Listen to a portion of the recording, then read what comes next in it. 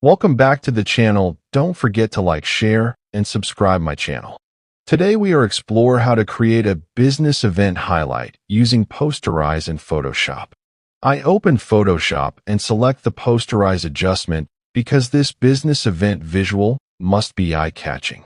I duplicate the background to stay non-destructive.